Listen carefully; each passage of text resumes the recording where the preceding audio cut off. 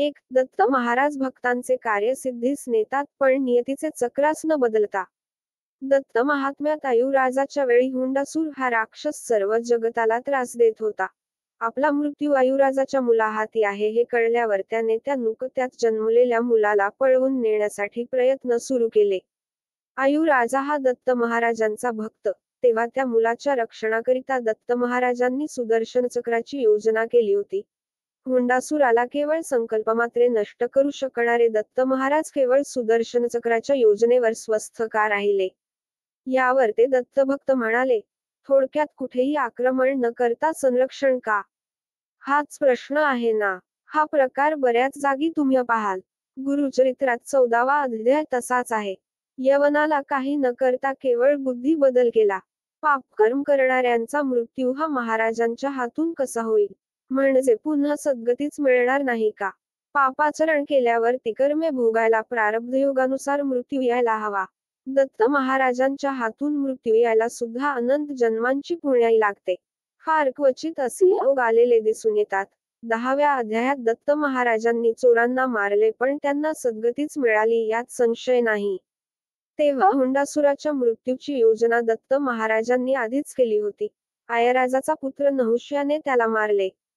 ह्या नियत चक्रात दत्त महाराज बदल करत नाहीत. श्री गुरुदेव दत्त. 2. ध्यानासाठी शांतता व एकांत आवश्यक. समर्पक उपमा देऊन एखादी गोष्ट समजावणे ही थोरल्या महाराजांची हातोटी.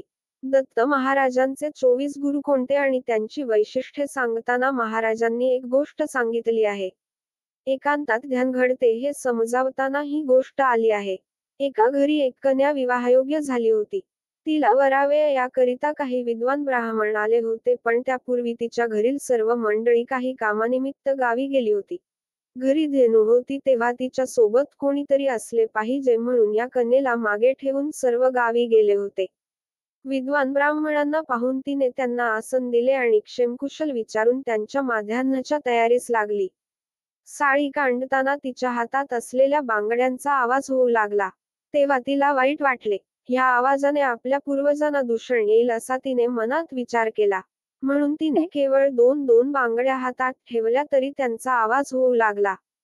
कंकण विरहित हात ठेवणे शास्त्रात निषिद्ध आहे, तेव्हा याचा विचार करून तिने केवळ एक बांगडी हातात ठेवली.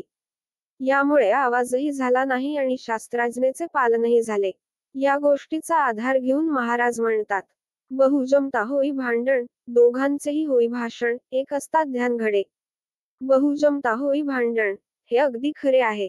स्वपक्ष सिद्ध करताना किंवा आपले मत मांडताना आपण आपल्या आवाजाची पातळी, समोरच्याची योग्यता, मार्दव, नम्रता सर्व विसरून बोलत राहतो. दोघे मित्रही असलो तरी विषयांना तोटा नसतो, मात्र एक असताना ध्यान घडू शकते. शक्य अशाकरिता म्हणतो आहे की विषय चिंतनाची सवय असल्याने हे सहज शक्य होत नाही.